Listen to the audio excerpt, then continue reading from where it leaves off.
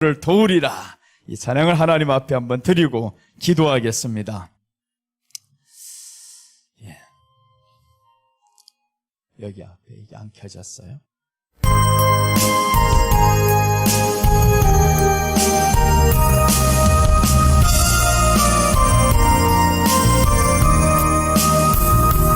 세상 일에 실패했어도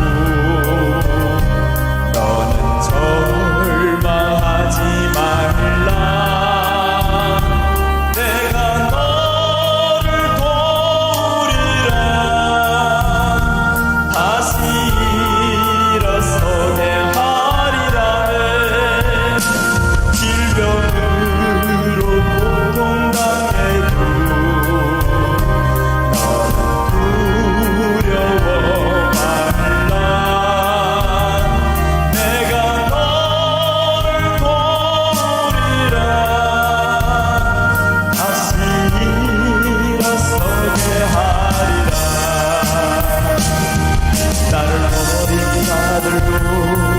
내가 사랑하거든.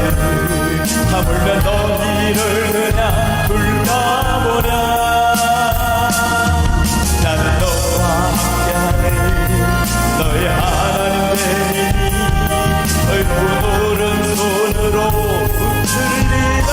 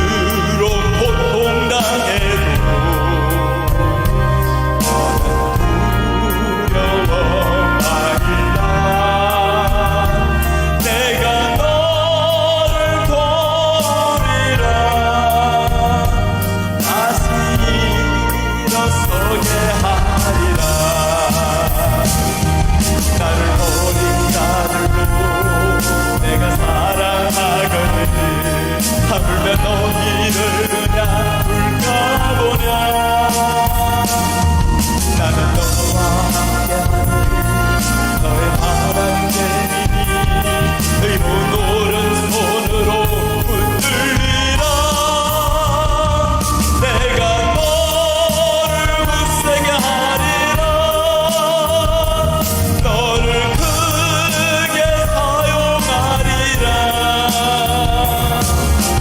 너를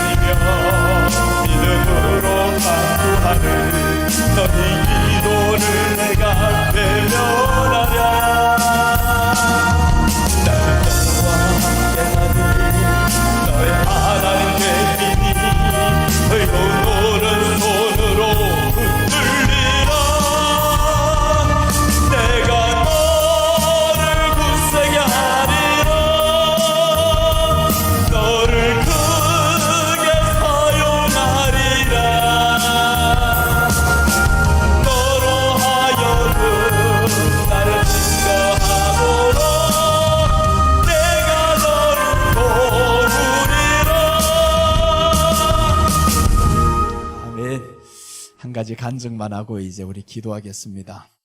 저하고 같이 사는 사람이 있어요. 명칭은 우리 집 사람이에요.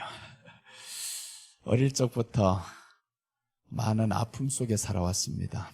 육체의 아픔이 많았었고, 그러다가 이제 12살쯤에 허리 하반신 마비가 오게 됩니다.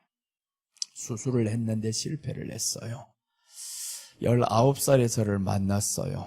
제가 그 사람을 위해서 하나님 어떻게 섬길까요? 그래서 이제 훗날에는 같이 살게 되는 은혜를 주셨는데, 하반신 마비가 이제 드디어 온다는 점점 해년마다 위기 경보가 옵니다. 제가 강단에서 설교할 때마다 허리가 너무 아파서 어쩔 줄을 몰라요. 그래서 하나님 앞에 그때부터 기도합니다. 하나님 고쳐주세요. 고쳐주세요.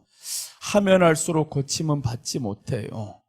그러던 어느 날 한 7년 정도가 지납니다. 병원에 드디어 갔었는데 수술하려고 수술도 안 된다는 거예요. 그래서 절망 끝에 이 사람을 데리고 높은 강에 갑니다. 강에 뛰어들어서 죽으려고. 정말 모든 것에 절망이 왔어요. 그런데 하나님이 그곳에서 우리에게 음성을 주셔서 살려주셨어요. 네가 죽을 수 있는 용기가 있다면 한 번만 살아봐라 라는 이런 음성이 마음에서 들리기를 시작했습니다. 그리고 이제 토요일날 저녁이 지나고 주일날 아침에 일어나서 예배를 드립니다. 그때 하나님이 고쳐주셨어요. 예배 드리고서 일어나는데 고침 받았는데 나는 밀어내서 그것도 몰랐습니다. 그리고 2006년에 강남에서 개척을 하는데 이 허리가 기형 88도예요. 88도 기형인데 아무도 손을 대지 않는데 예배 드리는 순간 계속 펴지기 시작하는 거예요. 그런데 병원에 가보니까 하반신 마비 위험이 없어졌다라는 겁니다. 지금까지 허리 통증 없이 살아갑니다. 여러분, 우리가 아프다고 해서 정말 기도하는 것 이루어지지 않는다고 해서 때로는 절망이 옵니다. 힘들어요. 낭망이 와요. 그럴 때도 우리가 잃지 말아야 될 그 이름이 있더라고요. 예수님의 그 이름입니다. 예수님의 그 이름을 잃지 않고 갈 때 주님은 반드시 우리에게 빛을 보여주십니다.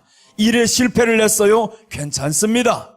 저는 교회 개척을 강남에서 시작했다가 3번이나 실패를 했습니다. 사람들 모였다가 떠나가고 다 떠나가는데 일의 실패는 문제가 안 된다. 그것이 네가 목회하는 일이랄지언정 실패도 문제가 안 된다. 그러나 너에게는 예수님을 잃지 말아라 하는 겁니다. 일의 실패도 괜찮아요. 질병에 들어도 괜찮아요. 예수님 붙드시기 바랍니다. 그 한 분만 붙잡고 가다 보면 오늘 찬송과 같이 내가 너를 도우리라, 내가 너를 크게 사용하리라, 이런 말씀 여러분들 들으시기를 바랍니다.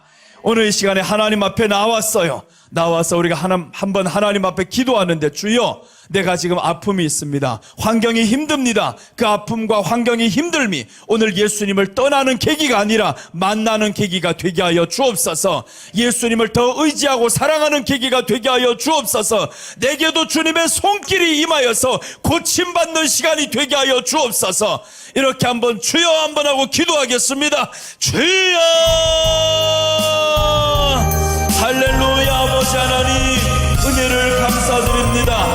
하나님 아버지, 세상 사람은 돈돈돈하며 살아왔었습니다. 무엇을 이루려고 하다가 이루면, 실패하면 그것이 전부인 것 마냥 생명마저도 포기하고자 하는 사람들 속에 우리가 또한 있었습니다. 예수님의 이름을 믿었었으나 그 사람들과 달리 살지 못했었던 것 주여 회개합니다. 건강을 잃었다고, 물질을 잃었다고 실망하고 좌절했던 나의 모습을 주님 앞에 회개합니다.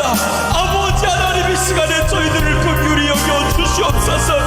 하나님은 십자가에서도 우리를 포기하지 않으셨고 예수님 피와 물을 흘리면서까지 죽기까지 그 십자가를 포기하지 않고 우리를 사랑하는 일에 있어서 증명해 주셨습니다. 드디어 부활하셔서 제자들에게 나타났던 예수님,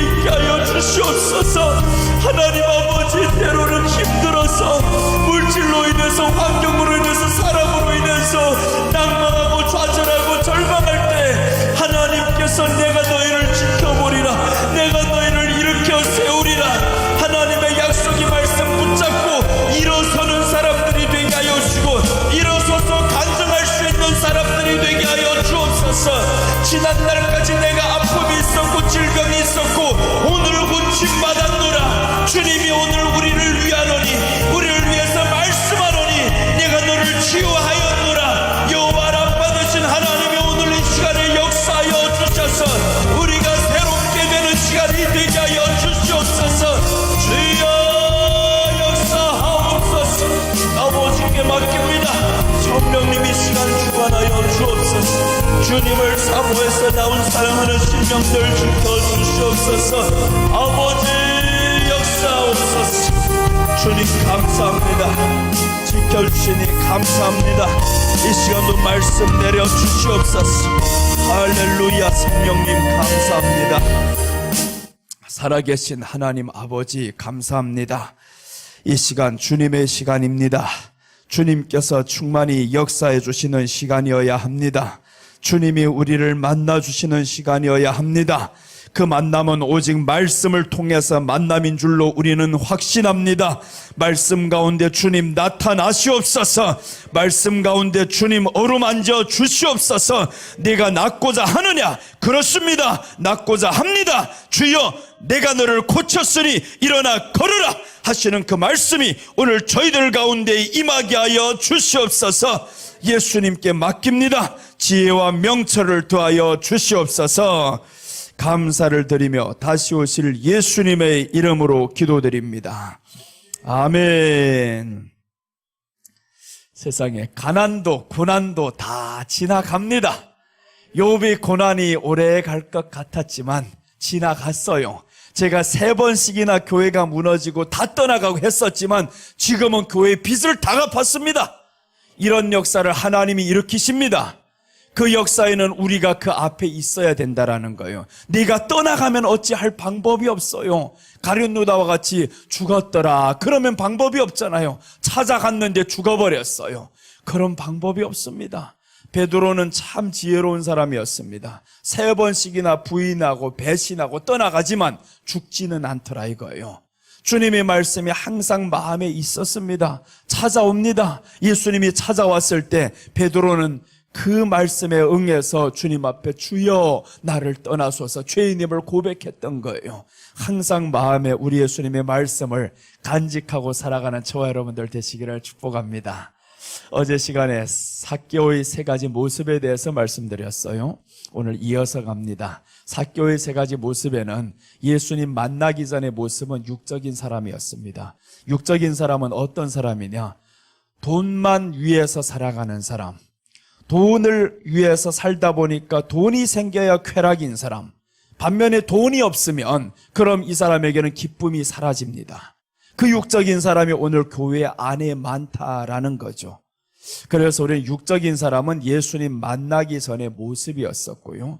그러다가 이 사람은 한계가 옵니다. 돈을 위해서 살다 보니까 돈은 많이 얻었는데 명예도 얻었는데 아직까지 무엇인가 부족한 것 같아요. 그 방법을 찾아냈습니다. 예수님을 만나야 되겠다. 그래서 예수님을 사모하는 마음으로 드디어 이제 예수님을 만나는 장면이 나오는데 예수님이 내가 오늘 너희 집에 유하여야 하리라 라고 말씀합니다.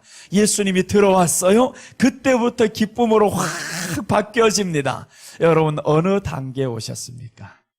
예수님이 우리 안에 들어왔으면 우리 안에는 기쁨이 있어요. 그래서 사도 바울이 말씀을 하는데 항상 기뻐하라. 이것은 예수님 안에 있는 사람들이 하는 겁니다. 아무나 하는 게 아니에요. 예수님 안에 있는 사람들 항상 기뻐하라. 그렇다면 영접했었던 이 삭개오는 항상 기쁨이 들어와 버렸어요.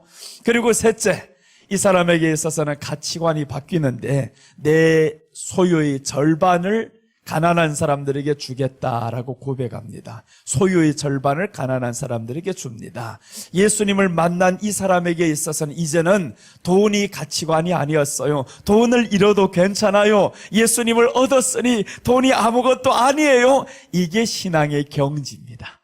신앙의 경지는 이제 가치관이 바뀌는 거예요. 물질 세계에서 살아가던 사람들의 가치관이 이제는 예수님의 신앙 안으로 예수님의 전부가 되는 이 가치관으로 바뀌어버렸다라는 거죠. 그래서 우리 신앙의 단계는 둘째까지는 오시기를 바랍니다. 예수님을 영접했으니 이제는 나는 기쁨으로 살아가리라. 여기까지 오면 그때부터는 기적은 따라오리라. 할렐루야. 기적이 따라옵니다. 예수님을 영접했으니 이제는 기쁨으로 살아갑니다. 예수님을 영접하니 모든 것을 얻은 것이 되어버렸어요. 예수님이 전부거든요. 예수님이 말씀했었잖아요. 금도 내 것이요 은도 내 것이라. 온 천하가 다 내 것이다. 그렇게 하다 보니까 돈을 잃었던 게 문제가 아닙니다. 돈이 있는 게 문제가 아닌 거예요. 내가 다 줘버리고 예수님 따라도 좋습니다. 이런 고백을 합니다. 오늘 거기에 이어서 다윗과 요나단을 한번 보겠습니다. 다윗과 요나단은 사무엘상 18장 1절에서 4절 말씀. 오늘은 조금 어제보다 깊이로 들어갑니다. 깊이로 들어갈 때는 칠판이 있어야 됩니다. 자, 사무엘상 18장 1절에서 4절 말씀. 다윗과 요나단입니다. 제목은 다윗과 요나단.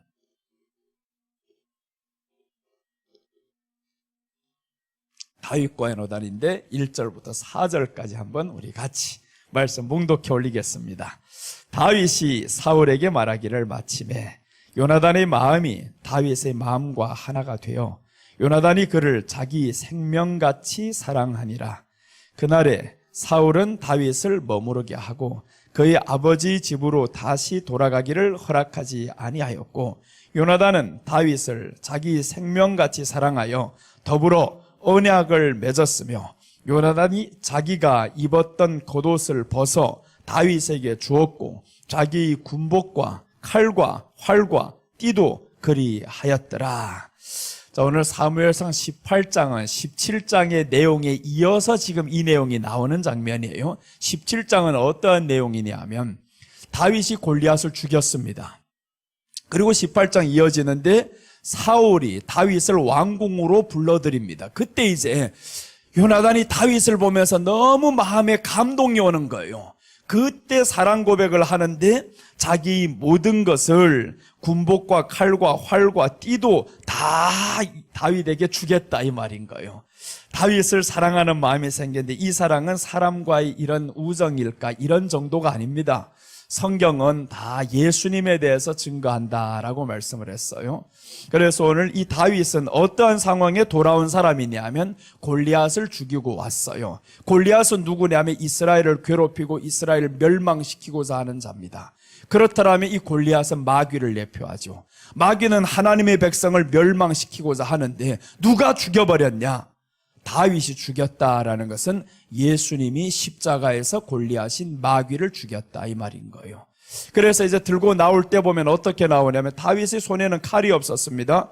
가서 이제 그 사울의 골리앗의 칼을 뽑아가지고 저희 머리를 들고 나오죠. 왜 머리를 들고 나올까?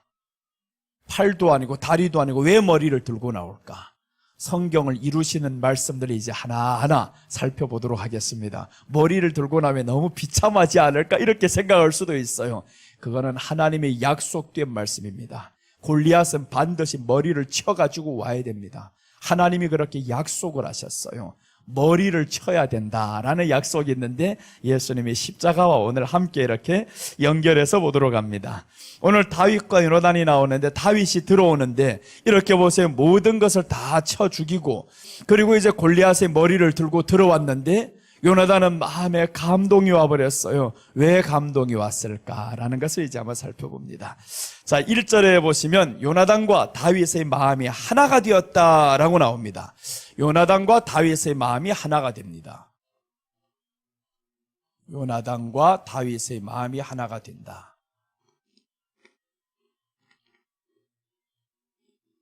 하나 됨. 1절입니다.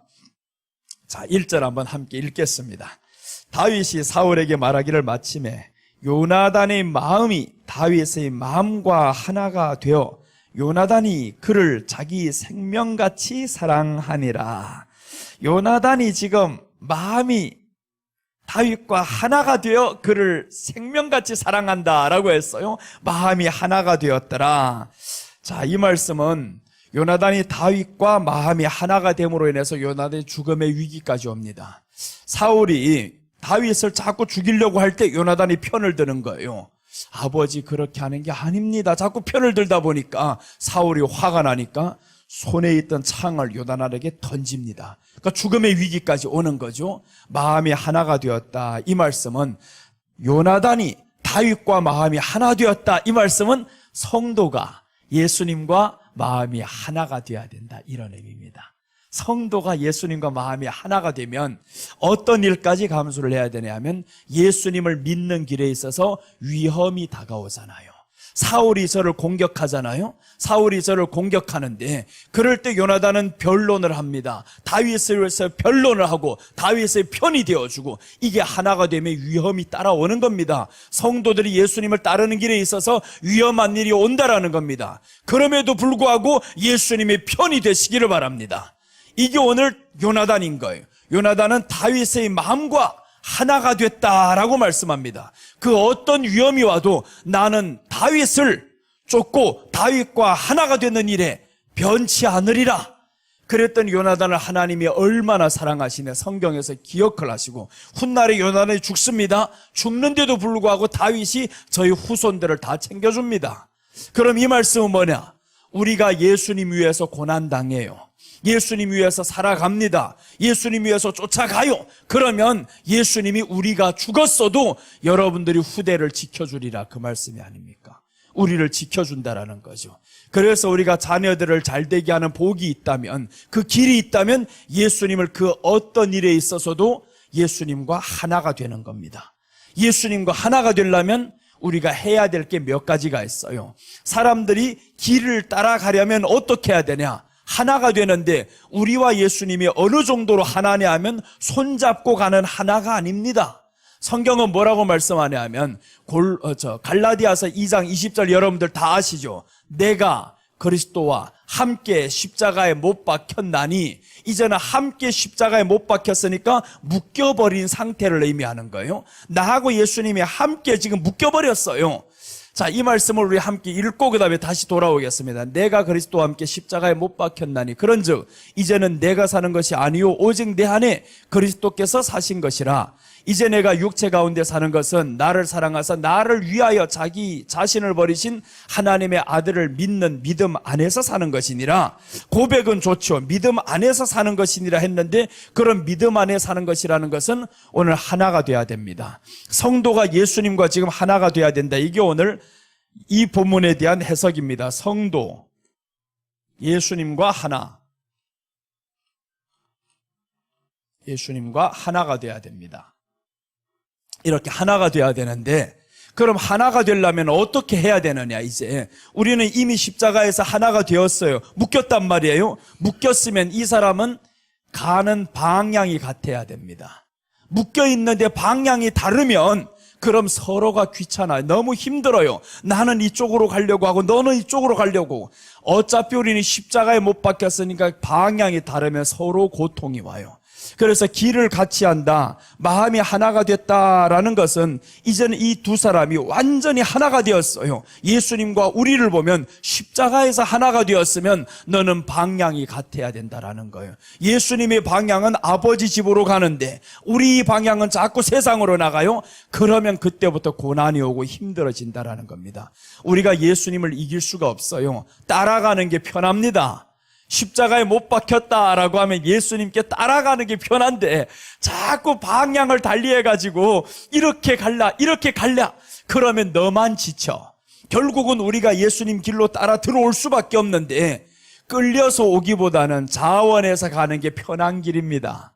그게 제일 편해요. 끌려서 가면 소가 여기에 자꾸 하고 가봐요. 소를 끌어서 가면 소가 얼마나 괴롭고 힘들어요. 그러니까 소는 알아서 따라가는 게 고통이 적어요. 그래서 성경은 뭐라고 말씀하냐면 순종하라, 따르라. 예수님의 제자라는 이름의 뜻이 뭐냐 하면 예수님의 제자들을 불러요. 이제 한번 성경 보고 오겠습니다. 누가복음 6장 12절 보시면 누가복음 6장 12절입니다.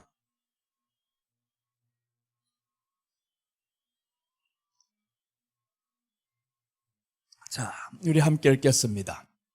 이때 예수께서 기도하러 산으로 가서 밤이 새도록 하나님께 기도하시고 13절 밝음에 그 제자들을 부르사 그 중에서 12를 택하여 사도라 칭하였으니. 자, 오늘 제자라는 원어의 뜻은 마데테스라는 이런 단어를 쓰는데 이 말씀은 따르다라는 겁니다. 따르다.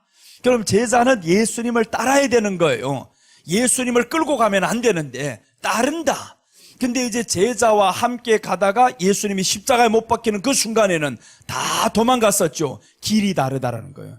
길이 다르니까 떠나가는 겁니다. 저들이 길이 같으면 절대 떠나지를 않아요. 그런데 언제 다시금 예수님 따라서 가냐 하면 예수님이 다시 찾아오죠. 찾아왔을 때 예수님이 부탁을 합니다. 너희가 이 성을 떠나지 말라. 예수님이 부탁을 저들이 듣고 이 성을 떠나지 않아요. 성령을 받았습니다. 그때부터 저들이 예수님의 가신 길을 갑니다. 그게 뭐냐? 따르는 거예요. 따르다라면 방향이 같아야 된다라는 겁니다. 목적지가 같아야 된다. 방향과 목적지가 같지 않으면 그럼 따르는 사람 정말 힘이 듭니다. 너무너무 힘들고 지칠 뻔합니다. 그러니까 우리는 예수님과 방향이 같으시기를 바랍니다. 예수님의 방향은 어디냐? 아버지께로 가는 것이 예수님의 방향. 그래서 우리도 이 땅에 살면서 어디로 가는 것이 우리 방향이냐? 목적지는 천국 가는 게 목적지입니다. 천국 가는 길에 있어서 누가 필요한 거예요? 돈이 필요한 것이 아니고 예수님의 이름이 필요한 거예요. 그래서 이제 돈을 잃으면 조금 잃은 것이고, 인격을 잃으면 많이 잃은 것이고, 예수님을 잃으면 전부를 잃었다는 거예요. 그래서 우리는 돈을 조금 잃을 수 있습니다. 건강도 잃을 수 있습니다. 그러나 중요한 것은 돈을 잃었다고 해서, 건강을 잃었다고 해서 그 방향이 바뀌어지면 안 되는 거예요. 우리 방향과 목적지는 예수님인 거예요. 그래서 오늘 이 마음이 하나가 된다. 이 말씀은 길을 같이 가려고 하는 사람은 여기에 목적지가 같아야 되는구나, 방향이 같아야 되는구나. 둘째, 속도가 같아야 됩니다. 속도가 같아야 괴롭지 않고 힘들지를 않아요. 내가 예수님보다 너무 빨리 달려버리려고. 그래서 우리는 어떤 방향을 정해놓냐 하면 연초가 딱 되면 목적이 따다다닥 세워져요. 그 목적이 예수님의 뜻과 같은지 어떻게 아냐 내가? 모르잖아요. 모르면서 우리가 예수님 앞서서 자꾸 달려가려고 해요. 예수님이 우리를 끌고 가야 되는데, 더 나아가서 예수님의 마음과 하나가 되어서 이렇게 가야 되는데 방향도 틀리고, 방향이 틀리면 목적을 잘못 설정할 수밖에 없어요.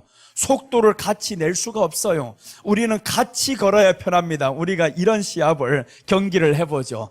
두 사람이 달리기 할 때 여기에 밧줄을 묶고 한 사람 다리 한 사람 다리를 묶고 이렇게 가잖아요.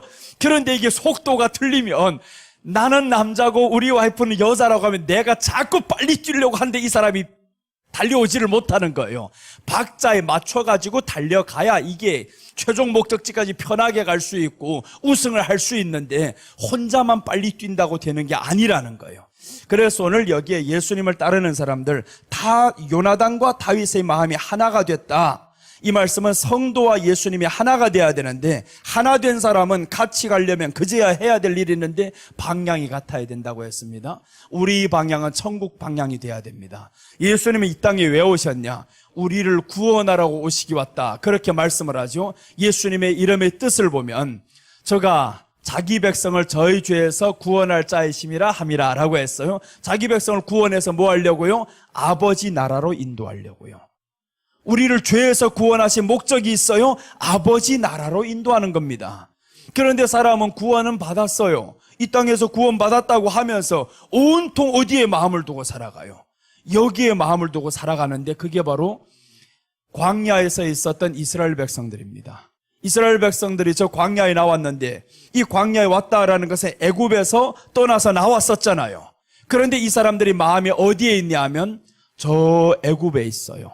민수기 11장 4절 한번 보겠습니다. 민수기 11장 4절 한번 보시면, 저들이 저기에 마음을 두고 사니까 어떻게 되냐? 죽습니다. 11장 4절 보면, 그들 중에 섞여 사는 다른 인종들이 탐욕을 품으매 이스라엘 자손도 다시 울며 이르되 누가 우리에게 고기를 주어 먹게 하랴. 5절, 우리가 애굽에 있을 때는 값없이 생선과 오이와 참외와 부추와 파와 마늘들을 먹은 것이 생각나거늘, 지금 어디냐 하면 광야입니다. 광야에 있으면 애굽을 생각하지 말라고 지금 광야를 하나님이 보내신 거예요. 광야에서 목적지는 가나안입니다. 그런데 왜 네가 광야에 나왔는데 자꾸 저 애굽을 생각하냐? 이게 우리가 예수님과 함께 십자가에 못 박힌 사람, 광야, 교회에 나온 거예요. 그래서 이제 구약도 똑같습니다. 저들이 광야를 어떻게 해야 나오냐 하면 마지막 애굽의 기적에서 피를 발라야 되잖아요. 문설주와 임방에 피를 발라야 저들이 나옵니다. 그럼 피를 발랐다 이 말은 예수님의 십자가 아닙니까? 예수님의 십자가를 믿고 이제는 하나가 되어서 홍해를 지나서 나왔단 말이에요. 홍해를 지났다 이 말은 고린도전서 10장에서 보면 뭐라고 말해서 안 찾아도 괜찮아요? 고린도전서 10장 1절과 2절에 보면 홍해를 지났다라는 것을 세례를 받았다 이렇게 말씀합니다.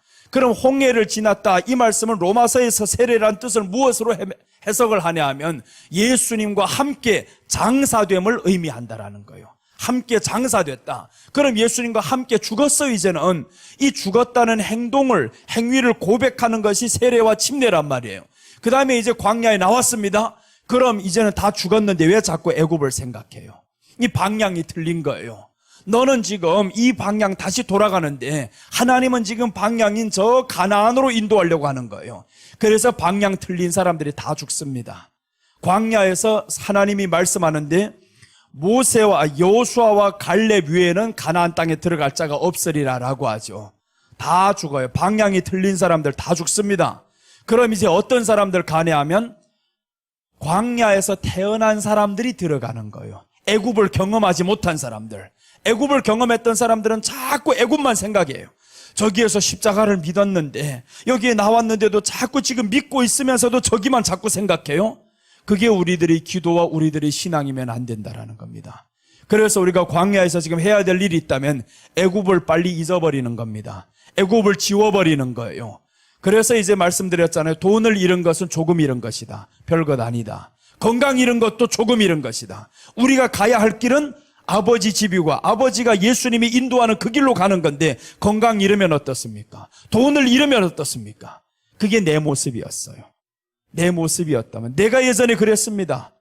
건강 지켜주지 않는다고 고쳐주지 않는다고 죽겠다고 했잖아요. 교회가 성도들이 다 떠나고 돈이 없어서 그렇다고 울어봤잖아요. 네 모습이다 그게. 그러니까 하나님이 그것을 통해서 회개를 시키잖아요. 여러분 그것은 성도들만의 문제가 아니고 다 똑같다 이 말이에요. 목사나 성도나 수준이 똑같습니다. 왜 똑같냐? 세상에 살고 있기 때문에. 우리는 다 애굽을 경험했기 때문에. 그러니까 수준 별반 차이 없는데 자꾸 누구는 높이 보고 누구는 낮게 보고 그러지 말라는 거예요. 똑같아요. 우리는. 그래서 누가 1등으로 달려가냐 하면 애굽을 먼저 잊어버리는 사람, 애굽을 지워버리는 사람에게 하나님의 역사가 일어납니다. 그래서 자꾸 예수님 생각을 하는 거예요. 오직 예수님밖에 없습니다 라고. 돈을 잃어버릴 것도 괜찮습니다. 건강 잃어도 괜찮습니다. 그렇게 하다 보면 주님이 한 방의 말씀이면 끝나버리잖아요 오늘. 그래서 여기에서 이제 두 가지, 길을 같이 가려면 목적지가 같아야 된다 말씀드렸고, 그 다음에 방향이 같아야 된다 이 말씀이고, 속도가 같아야 된다고 했죠. 속도가 같아야 된다. 그 다음에 하나는 마음이 하나가 돼야 됩니다. 방향이 하나고 속도가 같으려면요 마음이 하나가 돼야 되는 거예요. 여기에 딱 묶고 뛸 때 보면 이렇게 말씀합니다. 서로가 통하는 거예요. 왼발부터 내딛는다. 딱 나는 왼발, 저쪽은 뭐예요? 오른발. 이렇게 해가지고 가자. 이게 지금 마음이 하나가 되는 게 소통이 있어야 하나가 됩니다. 그래서 요즘에 자꾸 그러죠. 도어스태핑 하는 거 그걸 지금 닫았다고 얼마나 난리가 나요. 이 뉴스도 똑같잖아요. 소통 이렇게 하는데 우리가 지금 소통을 하지 않으면 하나가 될 수가 없는 거예요. 왜 우리가 하나님의 마음을 모르냐? 소통이 안 되거든요. 그래서 일방적으로 하나님께만 달라고만 하니까 이게 소통이 될 수가 없어요. 하나님은 무엇으로 소통을 하냐면 말씀으로 소통을 하겠다라는 거예요. 소통을 할 때면 어떤 게 원칙이냐? 무례함이 없어야 된다. 무례함이 있으면 소통이 끝납니다. 무례하면 안 되는 거예요. 우리가 하나님 앞에 절대 무례하면 안 됩니다. 그러자면 하나님의 말씀을 정말 겸손하게 공손하게 들어야 되는데 왜 이번에 다 꼈어요? 무례한 기자가 있었잖아요. 그렇게 무례한 행동을 하니까 당연히 그렇지. 우리 아버지 앞에서도 뒤통수 대고 한번 말을 해봐라 되는가? 안 합니다. 일국의 대통령이 지나가는데 뒤통수 대고 말을 그렇게 하는 게 맞냐고 그게. 그런데 그걸 또 맞다는 사람들이 있어요. 상식도 없냐? 할아버지가 지나갈 때도 그렇게 말하지 않는다. 우리 교회 성도들도 내 뒤에다 대고 목사님 이렇게 안 합니다. 그렇게 하는 사람 다 어떻게 가요? 떠나갔어요. 그렇게 무례한 사람들은 떠나갑니다. 그런 것처럼 우리가 하나님 앞에서 어떻게 해야 되냐? 무례함이 있으면 안 되는 거예요. 이런 기본적인 상식을 잃어버리고 살아가는 게 이 세상이라는 거예요. 세상이 무례하게 이렇게 살아간다면 우리는 어떻게 해야 되냐? 하나님의 말씀 앞에서 무례함이 없어야 되는데 왜 그런 현상들이 나타나냐? 이거는요, 불신자가 아닙니다. 믿는 사람들도 똑같이 말하는 거예요. 아니, 대통령이 뭐 마음에 뭐 협소하고 좁고 이런 소리를 하고 있어요. 일단 먼저 무례하지 말자. 이거 무례하지를 말자. 하나님과의 소통에 있어서는 무례하면 안 되는 거예요. 그렇게 하다 보면 정파적으로 나갈 수밖에 없어요. 왜 정파적으로 가느냐? 하나님 앞에서 우리가 양심을 상실하니까 이렇게 정파적으로 가는 거예요. 무례함은요, 양심의 기본입니다. 그래서 우리가 하나님 앞에서 마음이 하나가 된다라는 것은 소통인데 그것은 말씀을 통한 소통입니다. 이 말씀이 우리 안에 있어야만이 하나님과 소통이 되죠. 그래서 기도를 통해서 자꾸 소통한다 그래요? 기도를 통해서 하다 보면 아버지의 뜻을 제대로 아냐고요. 말씀이 우리 안에 있어서 예수님이 우리를 향한 그 뜻이 무엇인가 자꾸 봐야 되잖아요. 그 뜻을 봐야만이 우리가 하나님과 소통이 되는 거예요. 그게 바로 기도라는 거죠. 기도. 그래서 기도는 시간에 제한받지 않습니다. 장소에 제한받지를 않아요. 몇 시간을 해야 된다 그런 게 아닙니다. 삶 자체가 예수님과 소통이 되시기를 바랍니다. 삶 자체가 예수님과 방향이 하나면요, 그럼 그때부터 소통이 되죠. 방향이 하나가 되는데 소통이 안 되냐고요? 하나로 가려면 소통을 해야 하나가 됩니다. 목적지가 같은데 지금 그럼 소통을 안 하고 가겠냐고요? 소통을 하죠. 나는 오른발, 너는 왼발, 이렇게 해서 우리가 차분하게 달리자. 빨리 가면 힘들어. 이렇게 해서 목적지까지 차분하게 이렇게 가다 보면 목적지에 도달하잖아요. 그래서 성경은 이렇게 말씀하는 거예요. 빌립보서 2장 5절에 보면 이렇게 말씀합니다. 너희 안에 이 마음을 품으라. 곧 그리스도 예수의 마음이니. 그게 하나가 아닙니까? 하나가 되는 거예요. 예수님과 하나가 됐다. 오늘 성경에서 요나단과 다윗의 마음이 하나가 되었다. 이 하나가 됨에 있어서는 수많은 아픔과 고난이 있다고 했습니다. 위험한 일이 있다고 했습니다. 그래도 하나가 되는 거예요. 하나가 돼야 됩니다. 예수님과 하나가 안 되면 그럼 예수님이 우리를 지켜줄 수가 없어요. 그래서 요나단이 다윗의 마음과 하나가 되었다. 왜 하나가 됐을까? 이제 중요합니다. 왜 하나가 됐을까? 이유는 뻔합니다. 하나 된 이유. 요나단이 지금 뒤에 와보면 다 드립니다. 다 드리는데 왜 화를 드리고 군복을 드리고 겉옷을 드리고 모든 걸 다 드렸다. 이것은 뭐냐면 내 전부를 드린 거예요.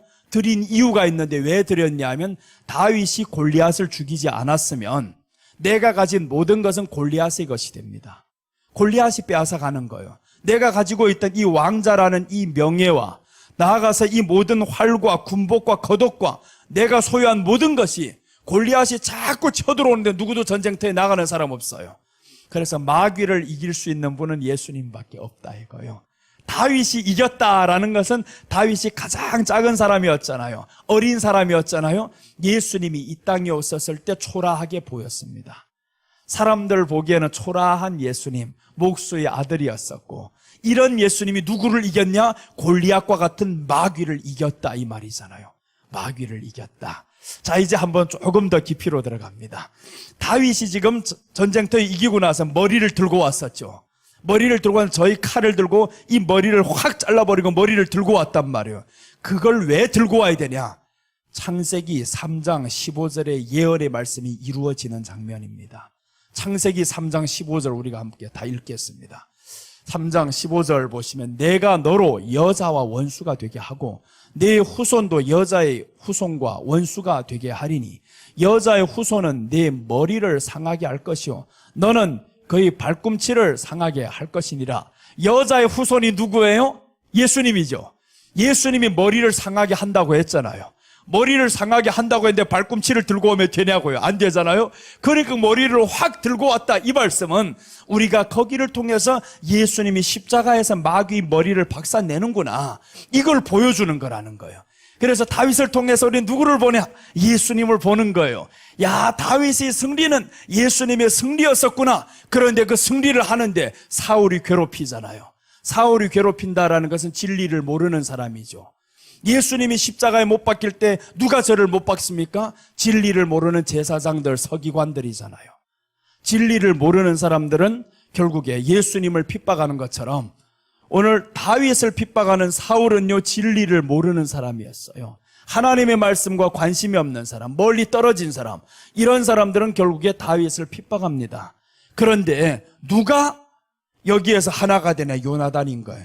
요나단은 알아버렸어요. 다윗 없으면 우리가 살 수가 없어. 내 것을 다 빼앗겨야 돼.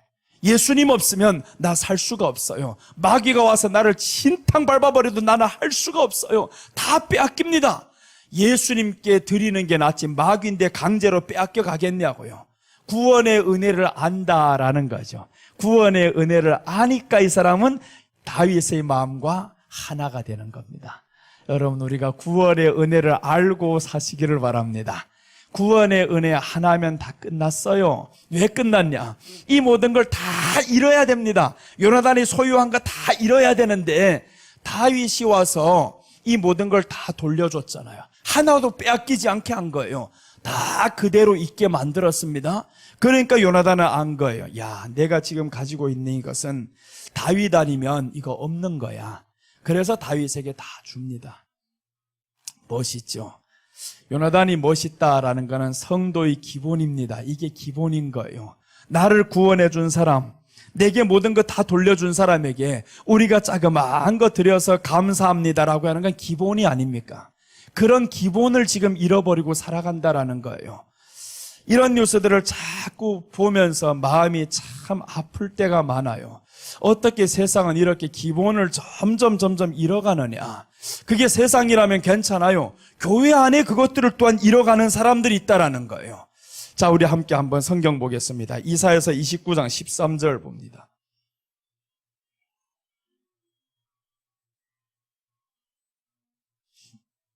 이사야서 29장 13절입니다. 같이 읽겠습니다. 주께서 이러시되 이 백성이 입으로는 너를 가까이 하며 입술로는 나를 공경하나 그들의 마음은 내게서 멀리 떠났나니 그들이 나를 경외함은 사람의 계명으로 가르침을 받았을 뿐이라. 사람의 계명으로 가르침을 받았다라고 합니다. 그러면서 이 사람들이 떠난 이유를 설명하죠. 왜 저들이 떠났냐라고 하는데 백성이 입술로 경외하고 입으로만 경외하고 이렇게 하는 것이 사람의 계명으로 가르침 받았기 때문이라. 사람의 계명이라는 것은 예수님 빠진 겁니다. 예수님 없는 것. 오늘날로 말하면 윤리와 도덕적인 것. 윤리와 도덕적으로만 자꾸 하다 보니까 예수님은 빠졌어요. 예수님 빠지다 보니까 이 사람들 이제는 점점 형식적인 것만 구해야 하죠. 이제 입술로만 경외합니다. 형식으로만 경외해야 되는 거예요. 이렇게 해서 결국에 예수님 빠지면 죽는다 이겁니다. 예수님 빠지면 죽어요. 형식만 남게 됩니다. 오늘 이 백성이 입으로는 나를 가까이 하여 입술로는 나를 공경하나 그들의 마음은 내게서 멀리 떠났나니. 마음이 떠났다잖아요. 마음이 내게서 떠났다. 사람의 계명대로 사람의 가르침대로 받았더니 결국에 예수님과 하나가 될 수가 없어요. 예수님과 하나가 된다, 마음이 하나가 된다라는 것은 소통이 돼야 된다고 했죠. 소통이 돼야 되는데 사람의 계명대로 받으니까 소통이 되겠냐고요. 예수님을 들어야지. 예수님을 들어야 소통이 되는데 예수님이 사라진 강단이 오늘날에 점점 많아지는 거예요. 천주교는 완전히 예수님이 사라지니까 어떻게 됩니까? 저기는 죽어버리잖아요. 일어날 수가 없습니다. 예수님 사라지면. 교회도 마찬가지예요. 강단에서 예수님 사라지면 그러면 일어날 수 없다. 사람의 계명대로 가려다 보니까 이제는 뭐만 있어야 되냐? 형식적인 것만 갖춰야 됩니다. 입으로만 경외를 해야 되는 거예요. 행동으로만 사람들에게 그럴싸하게 보여줘야 됩니다. 근데 주님은 알잖아요. 예수님은 아는데 너희가 마음으로는 나를 점점 멀어진다 하죠. 마음이 멀어진다. 그래서 오늘 성경에서 여기에 다윗이 이렇게 예수님과 하나가 되고 요나단과 하나가 되는 것은 성도가 예수님과 하나가 되는 것을 의미하는데 하나가 되려면 방향과 목적지가 같아야 된다고 했습니다. 속도가 같아야 된다. 소통이 되는 마음이 하나가 돼야 된다. 마음이 하나가 돼야만이 가는 게 편합니다. 요즘 사람들 이혼할 때 보면 꼭 어떻게 말합니까? 성격 차이 때문에 라고 하죠. 성격 차이 때문에 소통이 안 된다 그거예요. 그래서 이제 소통이 안 되면 고통이 온다라고 하죠. 소통이 안 되면 고통이 오는데 예수님과 소통이 안 되는데 예수님이 자꾸 우리와는 지금 소통하려고 하는데 이 사람은 소통이 자꾸 안 되는 말만 하는 거예요. 사람의 교훈만 하는 거예요. 형식적인 것만 자꾸 가니까 예수님은 소통이 안 되니까 예수님이 고통이 오니까 너도 고통이 오는 거지. 그러니까 이 땅에서 사는 게 힘들어집니다. 고통이 오면 기쁨이 사라지잖아요. 기쁨이 없어집니다. 그러니까 오늘 우리가 예수님과 하나가 되려면 방향이 같으시기를 바랍니다. 이제 우리 방향은 천국 방향이 돼야 되는 거예요. 천국을 향한 방향이어야 되는데 이 방향을 땅에 두고 살면 자꾸 이쪽으로 끌고 가려고 하면 이루어지는 것 같은데 최종적으로는 다 잃게 됩니다. 자, 둘째 보겠습니다. 둘째, 요나단과 다윗. 둘째는 요나단은 다윗을 생명같이 사랑했다라고 나옵니다. 1절 한번 돌아가 봅니다. 요나단, 다윗을 생명같이 사랑.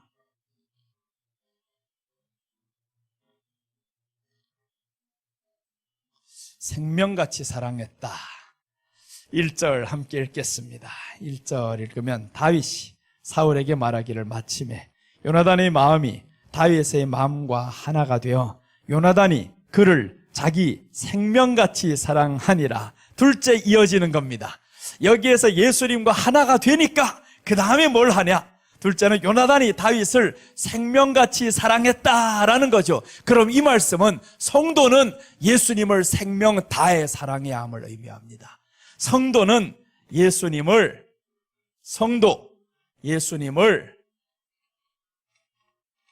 정말 생명 다해 사랑해야 한다.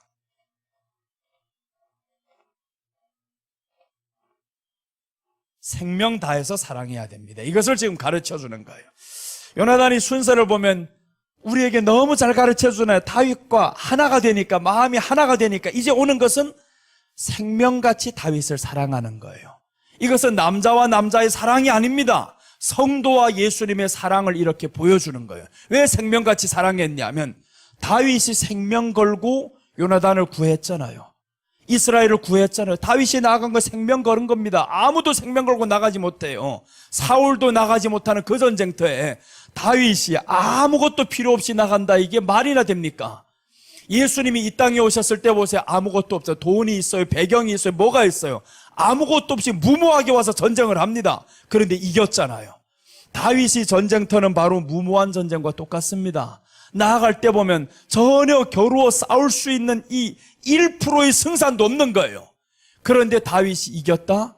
다윗이 생명을 걸었잖아요. 예수님이 생명 걸었잖아요. 십자가에서 생명 걸었잖아요. 다윗이 이겼더라라는 것은 십자가에서 예수님이 칼을 들어서 저희 목을 쳤다라는 것은 십자가에서 저를 밟았다라는 거, 이게 보여지는 거예요. 십자가에서 저를 밟았더라. 그래서 오늘 요나단이 다윗을 생명같이 사랑한다라는 것은 그 십자가의 구원의 은혜를 아는 이 사람은 이제는 하나로 갑니다. 예수님과 하나가 되어서 이제는 마음이 하나가 되어서 가는데, 가다가 예수님을 생명 다해 사랑하는 거죠. 이제 그 어떤 과도 비교할 수 없이 생명을 다해 사랑한다.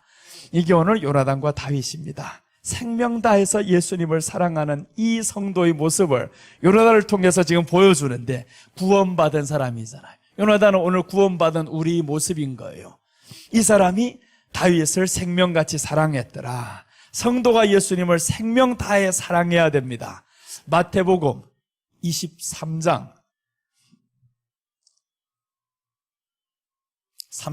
22장입니다. 마태복음 22장 37절에서 40절.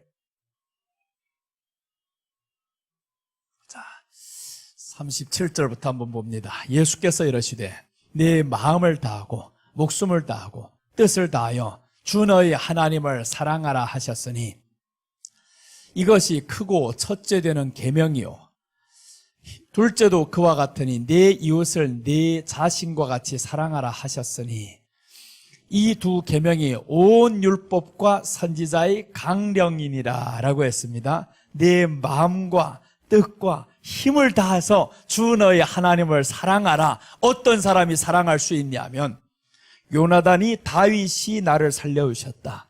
다윗 때문에 내가 살았다. 이 은혜를 아는 사람은 생명 다해 사랑합니다. 그런데 이 은혜를 알고도 생명 다해 사랑하지 못하는 사람은 인격을 버린 사람이다, 양심을 버린 사람이다 라고 그러죠. 그래서 우리는 최소한의 양심은 버리지 말아야 된다라는 겁니다. 생명은 다해 사랑 못할지언정 양심은 버리지 말고 살아가잖아요. 인정은 해야 되잖아요. 나는 지금 살아가는 것이 예수님의 은혜요, 다윗의 은혜로 내가 살아갑니다. 이것만은 고백해야 되잖아요. 저분이 나를 확실히 구원해 준 게 사실입니다. 이것 하나는 고백해야지. 생명 다해 누구 하지는 못할 망정 이 하나도 고백 못한다면 그럼 그 사람은 하나 된 마음으로 살아간다는 건 거짓말이에요. 그래서 우리가 예수님 안에서 믿는 사람이냐 믿지 않는 사람이냐, 이것은 바로 예수님과 하나가 돼야 되는데, 하나가 된 사람은 이제는 예수님 앞에서 양심으로 그분 때문에 내가 살았습니다, 하나님의 은혜였습니다, 이런 고백을 하면서 살아가시기를 바랍니다. 오늘날까지 살아온 것은 하나님의 은혜였습니다. 예수님 아니었으면 하루라도 살기 힘든 나였습니다. 이 고백이 진실이 되면 우리 안에는 기쁨으로 살아갈 수밖에 없어요.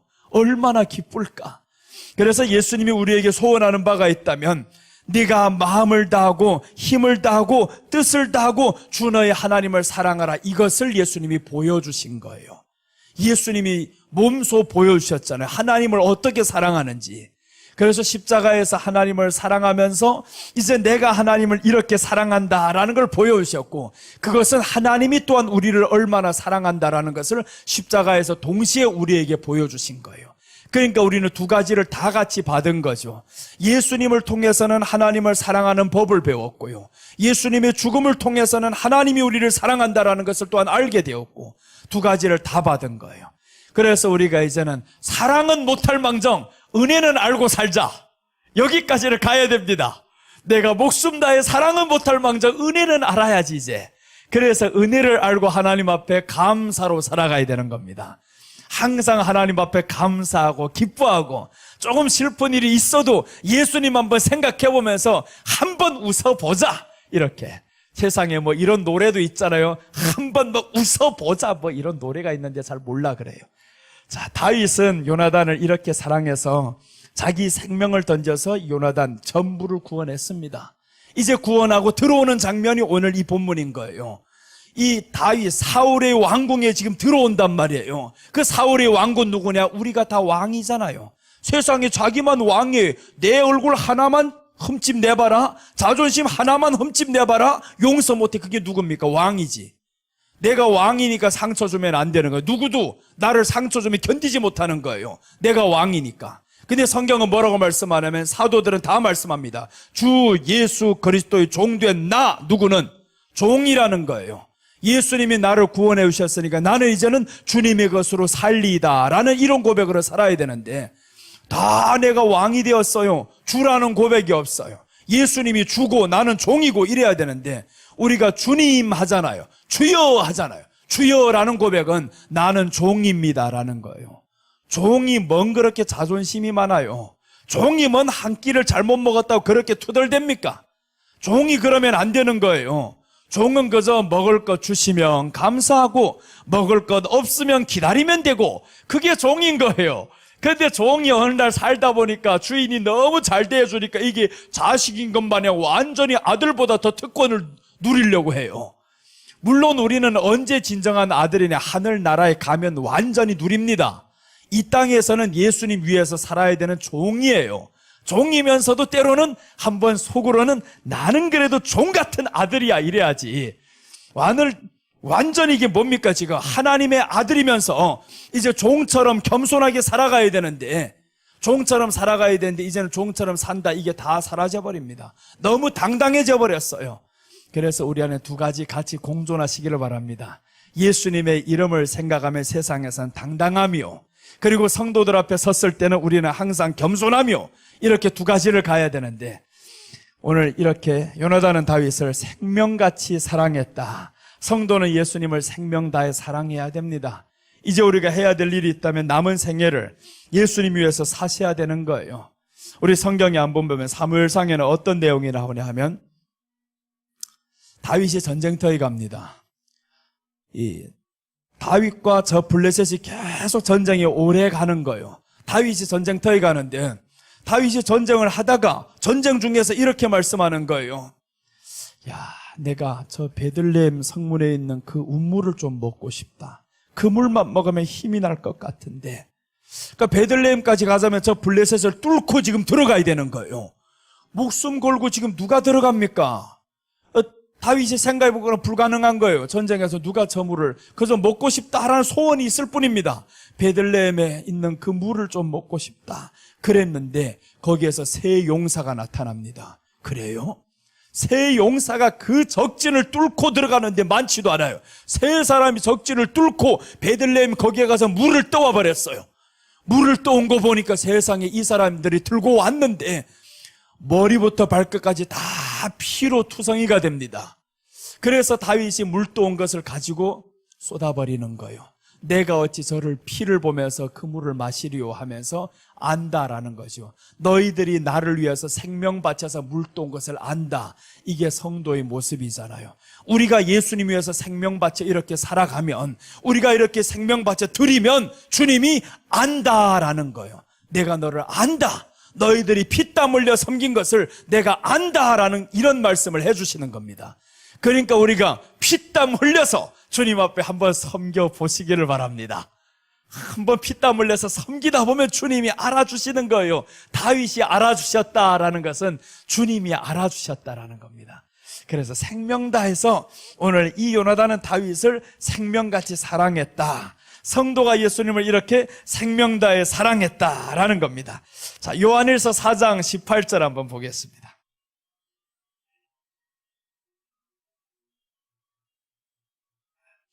요한일서 4장 18절.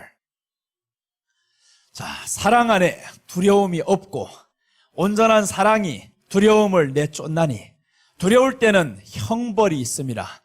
두려워하는 자는 사랑 안에서 온전히 이루지 못하였나니라. 사랑 안에 지금 두려움이 없다고 했죠. 그 사랑이 누구예요?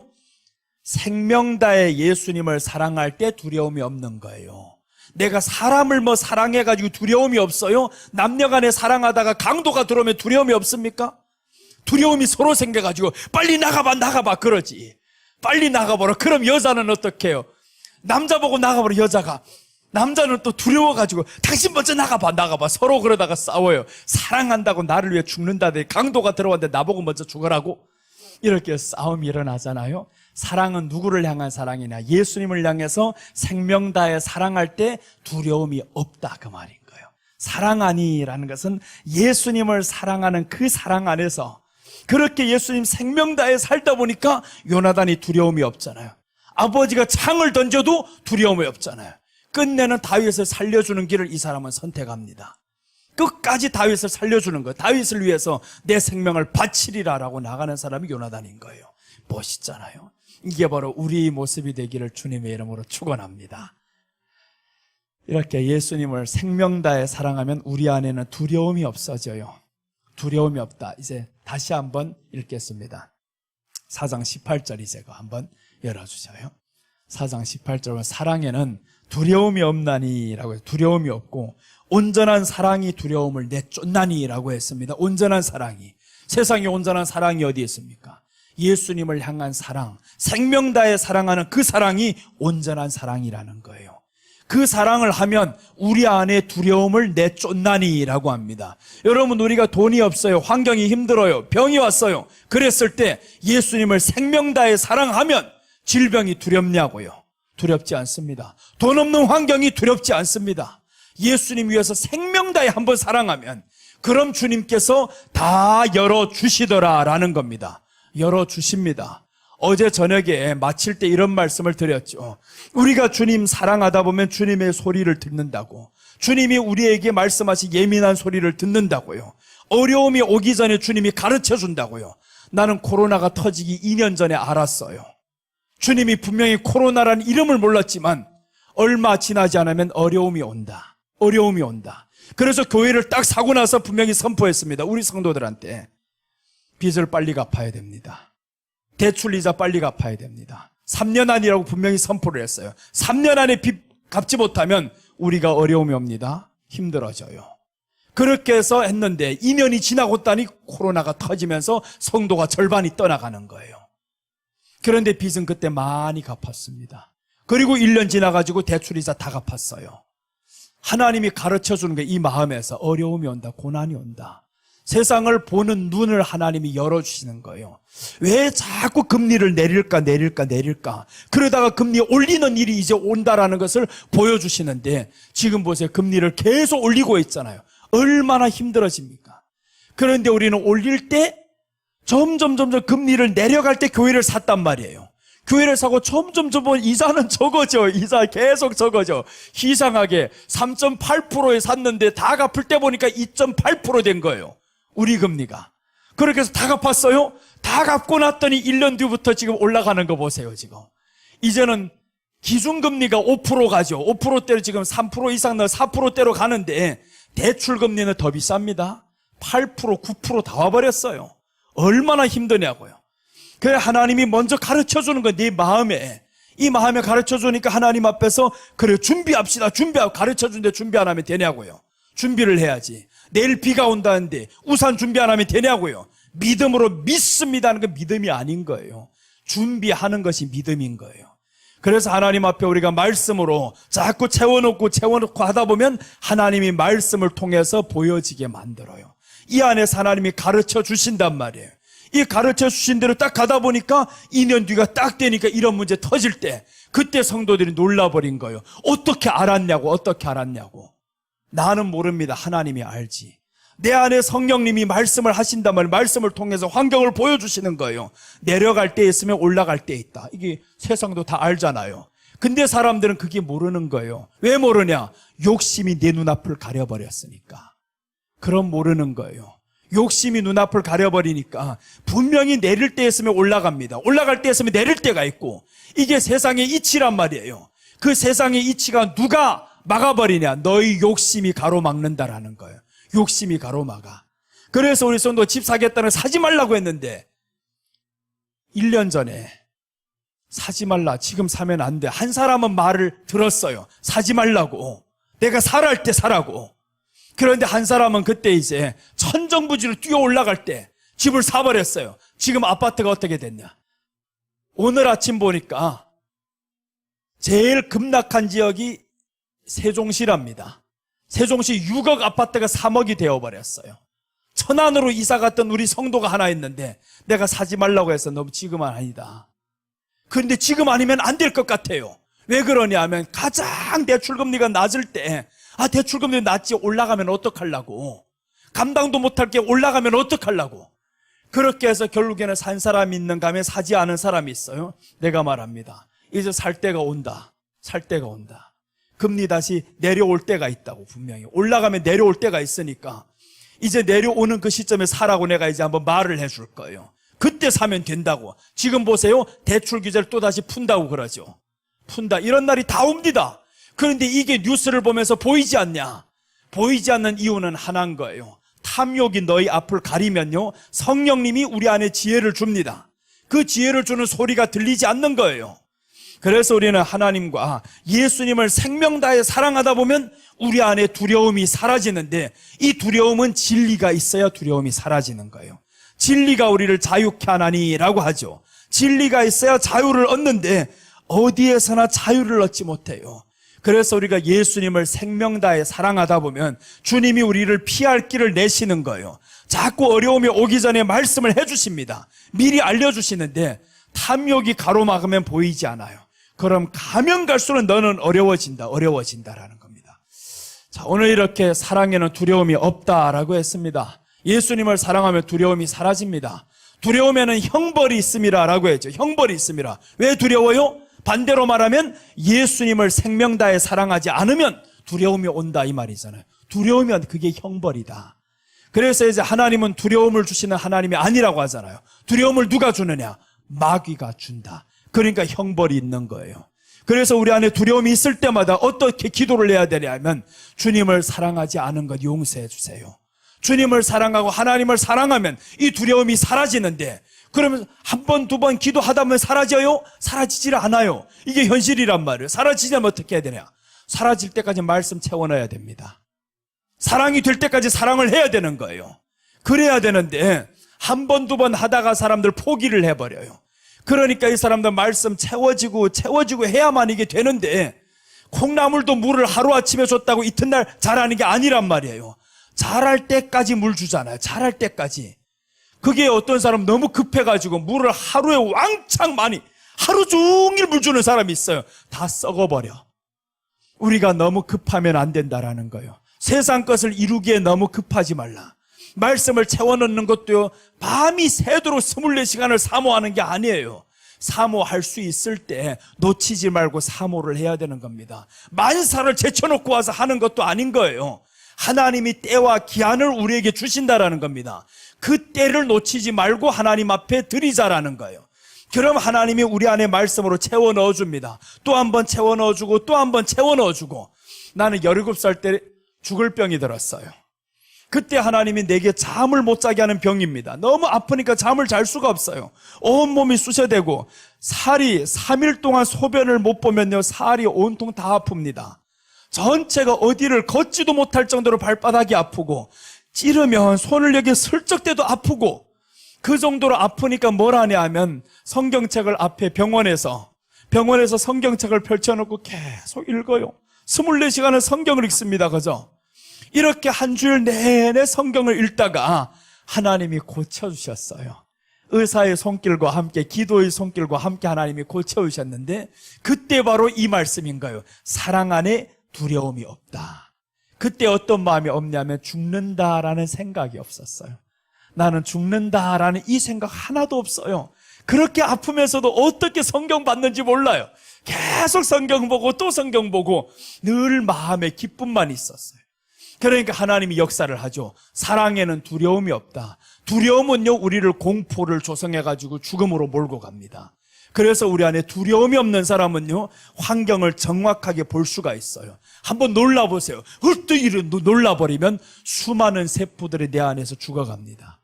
그런데 죽어가던 세포들이 갑자기 내가 두려워 안 하고 기뻐해버려요. 할렐루야 하고 사모를 해버려요. 사랑한다네. 그래서 사람이 사랑을 하면 우리 안에 엔돌핀이 살아난다 그러죠. 엔돌핀이 왕성하게 살아나는 거예요. 사랑하면. 예수님은 사람을 사랑해도 이렇게 기쁜데, 예수님을 사랑하면 이 안에서 얼마나 많이 살아날까. 그래서 우리가 진정 예수님을 사랑하면 두려움이 떠나갑니다. 두려움이 떠나가다 보니까 내 안에는 계속 치유의 역사가 일어나는 거예요. 또 한 번 고쳐지고 또 한 번 고쳐지고. 환경도 마찬가지입니다. 이 환경이라는 건 그림자라고 하잖아요. 사람의 그림자예요. 내 안에 어두움의 그림자, 어두움이라는 이 두려움이 자꾸 있으면 두려움의 환경들이 계속 따라다니는 거예요. 따라다녀. 그런데 내 안에 어두움을 딱 없애버리고 빛이 들어와 버렸어요. 빛이 들어오면 사랑에는 두려움이 없나니라고 했는데, 그때부터는 어두움의 그림자가 끊어지기 시작합니다. 끊어지면 그때는 보이는 건 다 모여 이제는 빛만 보이죠. 빛만 보이고. 시편 119편 105절 한번 보겠습니다.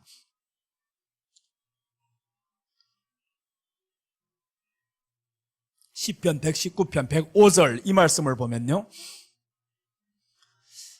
내 길을 굳게 정하여. 105절입니다. 시편 119편 105절. 다 아시는 말씀이니까 괜찮아요. 주의 말씀은 내 발의 등이요 내 길의 빛이니라. 자 보세요. 내 발의 등이라. 등은 언제 필요한 거예요? 밤에 필요한 거죠. 밤에. 근데 성경이 뭐라고 말씀하냐면 예수님이 죄악 세상에 왔는데 밤에 오셨다라는 거예요. 빛이 언제 필요하냐 하면 밤에 필요한 거잖아요. 빛이 어둠에 비추되 어둠이 깨닫지 못하더니 요한복음에서 말씀하는 거예요. 어둠에 비췄다. 근데 깨닫지 못하는 거예요. 오늘 성경에서 말씀한 주의 말씀은 내 발의 등이다. 등이다. 그럼 등이 있으면 어둠 가운데서 걸어가는 길이 얼마나 잘 보이겠냐고요. 온 천지가 다 캄캄한데 내 발에 등이 있어요. 등이 있는데 갑자기 보니까 이 등이 이제는 빛으로 바뀌어버립니다. 빛이니다 하잖아요. 내 길의 빛이니다. 등이 빛으로 바꿔지는 것은 점점 밝혀진다라는 겁니다. 우리 안에 예수님을 향한 그 등불이 있으면 이 등불이 가면 갈수록 빛이 되어가지고 점점 밝혀지는 거죠. 그래서 어둠의 길을 우리가 가는 건 사실이에요. 지금 어둠의 길을 가는데 빛이다라고 했는데 그 빛을 우리는 사랑해야 되는 거예요. 예수님이 아닙니까? 예수님을 사랑하면 어두움이 떠나간다라고 했는데, 그래서 사랑 안에 어두움이 없고 두려움이 없고라고 하는데, 우리 안에 예수님이 빛이니까 예수님을 내 생명 다해서 사랑하면 두려움이 떠나간다, 즉 어두움이 떠나간다라는 거죠. 그렇게 하다 보니까 이제는 빛만 남았어요. 빛만 남았다, 이 말은 항상 기뻐하라, 쉬지 말고 기도하라, 범사에 감사하라가 완성입니다. 빛만 남았다. 빛만 있어야만이, 그것도 또 빛, 돈의 빛이 아니라 예수님의 빛이에요. 그 빛만 남았단 말이에요. 그 빛만 남으니까 이제는 감사만 나가잖아요. 기쁨만 있잖아요. 그래서 어제 내가 기도하면서 갑자기 생각난 말씀이 있는데, 창세기 21장 5절 6절에 보면 거기에서 사라가 잉태를 냈다, 이제 아들을 낳는 거예요. 이삭이 나와요. 이삭이 나오는데 뭐라고 사라가 고백을 하냐 하면, 자 보세요. 아브라함이 그의 아들 이삭이 그에게 태어날 때 100세라. 6절 사라가 이르되 하나님이 나를 웃게 하시니 듣는 자가 다 나와 함께 웃으리로다. 하나님이 나를 웃게 하시는데, 하나님이 나만 웃게 하는 것이 아니라 듣는 자가 다 함께 웃는다라는 거예요. 듣는 자가 다 함께 웃는다. 이 이삭은 누구냐? 예수님을 예표하잖아요. 예수님이 내게서 나오니까 하나님이 나를 웃게 하신대요. 예수님 소식을 듣는 모든 사람들 다 웃는데요. 이삭이라고 하면 누가 웃겠냐고요. 우리 집 아들이 태어나면 우리 집 사람들이 좋아하는 거지, 다른 데 사람 좋아도 안 합니다. 자랑하지 마세요. 내 손주 자랑, 아들 자랑 필요 없어요. 남들은 좋아도 안 해요. 아무리 자랑하고 기쁨으로 해봐도 상처만 받아요. 그래서 그러니까 내 손주를 내가 이뻐하리라, 이거 오늘 우리 예수님, 그러니까 이 말씀은 듣는 자가 다 나와 함께 웃으리로다 라는 말씀은 예수님을 말씀하는 거죠. 이삭이라고 하면 이삭이 소식 듣고 저 블레셋이 좋아하겠냐고요. 좋아 안 하잖아요. 아비멜렉이 좋아합니까? 좋아 안 하지. 그러니까 듣는 자가 다 나와 함께 웃으리로 했는데, 예수님을 믿게 될 모든 사람들, 예수님을 잉태해서 낳게 될 모든 사람들은 다 나와 함께 웃으리로다, 이 말씀인 거예요. 그래서 이제 우리 안에 예수님을 잉태하고 낳고 보면 그때부터는 기쁨이 와요. 그게 바로 항상 기뻐하라는 거예요. 그리스도 안에서, 예수 안에서 항상 기뻐하라라고 하잖아요. 그러니까 우리가 예수님 안에서 이렇게 항상 기쁨으로 살아가시기를 축복합니다. 이제 나머지 하나가 남았어요. 하나는 오후에 합시다. 오후에 이제 요나단은 다윗에게 모든 것을 줍니다. 이제 요나단은 다윗에게 모든 것을 준다. 나머지 하나는 여기에 적어놓고 오후에 하겠습니다. 요나단은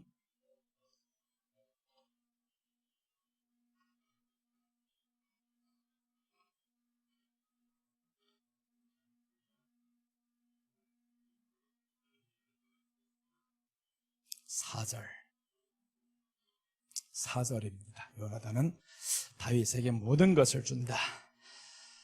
자, 이 말씀을 통해서는 오후에 이제 또한 나누기로 하고요. 오늘 오전에는 참 전개하기 쉬웠어요. 설교도 어떨 때면 참 하기 쉬울 때가 있고 어떨 때면 어려울 때가 있어요. 어제는 외부로 달려오는 이 더움이라는 환경 때문에 설교하기 어렵고, 두 번째는 뭐냐? 설교를 듣는 사람들의 반응도 중요해요. 듣는 사람들이 반응이 사모함으로 있어야 되는데, 아무리 봐도 첫 시간이어서 그런지 뭔 기대한 것만큼 안 되네, 뭐 이런 눈치로 지금 보고 있어가지고 얼마나 어제는 힘들고, 그래서 이제 잘 맞췄어. 아무튼 그래서 오늘에는 기도를 해서, 주여 아버지 오늘에는 어떡합니까? 라고 하는데 사람이 하나도 없는 것 같아 올라오다 보니까. 그런데 보니까 사모하는 사람들만 하나님이 앉혀놓으셨어요. 이렇게 말씀을 사모하니까 내가 또 이제 깊이로 들어가기가 참 좋아요. 이 설교 잘하는 사람들은 그럴 필요가 없는데, 나같이 실력이 없는 사람들은 아래에서 호응을 잘해줘야 이게 나오는 거예요. 이 실력 있는 사람하고 없는 사람이 차이점인 거예요. 잘하는 사람도 그럴 필요가 없습니다. 잠들어도 깨우는 실력이 있어요. 나는 잠드는 사람이서 같이 자고 싶어요. 잠드는 사람이 있어 거기는 아래에서 자고 나는 위에서 자리라 이러고, 아이고 주여 언제 1시간 반이 지나려면 왜 시간은 이렇게 길어요, 막 이러고 싶어요. 그런데 오늘에는 그런 사람이 하나도 없어가지고, 원래는 이게 설교를 한 편인데 한 편을 1시간에 다 끝내야 되는데 잘 될 때면 1시간에 못 끝내는 거예요. 그 말씀은 뭐냐? 깊이로 들어간다 이거예요. 깊이로 들어가다 보면 그때부터는 생명의 말씀이 막 나도 살아나고 듣는 사람도 살아나고, 그렇게 살아나다 보면 그때부터는 하나님의 역사가 우리 가운데 위에서 딱 있는 거. 하나님의 구름이 이제 저 광야에서 이 구름 기둥이 함께 했던 것처럼 구름 기둥이 지금 위에 확 있는 것을 누군가가 영적인 눈이 열려가지고 봤으면 좋겠어요. 기도하겠습니다. 하나님 아버지, 감사합니다. 오늘 이렇게 요나단과 다윗을 통해서 요나단이 다윗의 마음과 하나가 되었었는데, 우리가 예수님의 마음과 하나가 되게 하시고, 예수님의 마음과 하나가 될 때 수많은 장애물이 있지만, 그러나 이 모든 장애물 앞에서도 우리가 구원받은 은혜를 알기에 하나된 마음으로 살아가게 하여 주시옵소서. 요나단은 하나님 앞에서 또한 다윗을 위해서 생명같이 사랑했습니다. 구원받은 은혜를 아는 사람은 예수님을 생명 다해 사랑해야 되는데, 구원받은 자의 삶을 이제는 하나님 앞에 온전히 드리는 자들이 되게 하여 주시옵소서. 오늘 이 시간도 지켜주심을 감사드립니다. 오후 시간에도 하나님께서 함께하여 주시고 주의 은혜가 넘치게 하여 주시옵소서. 예수님의 이름으로 기도드립니다. 아멘.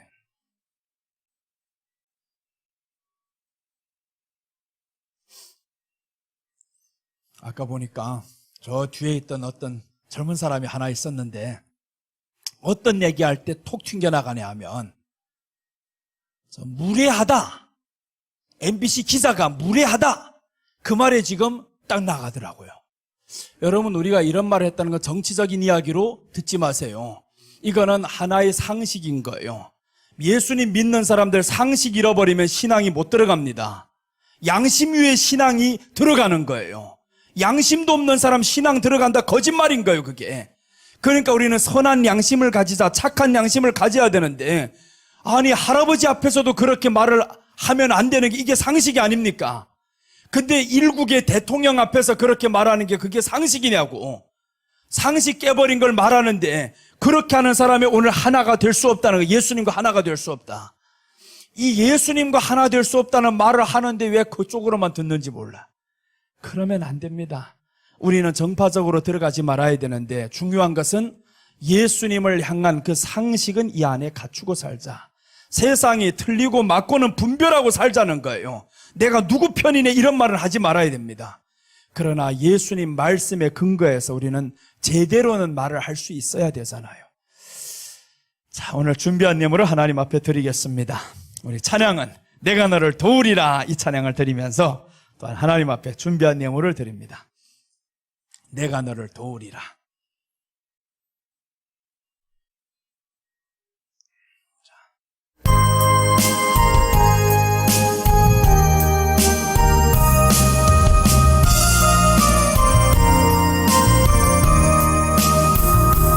세상 일에 실패했어도 너는 절망하지 말라. 내가 너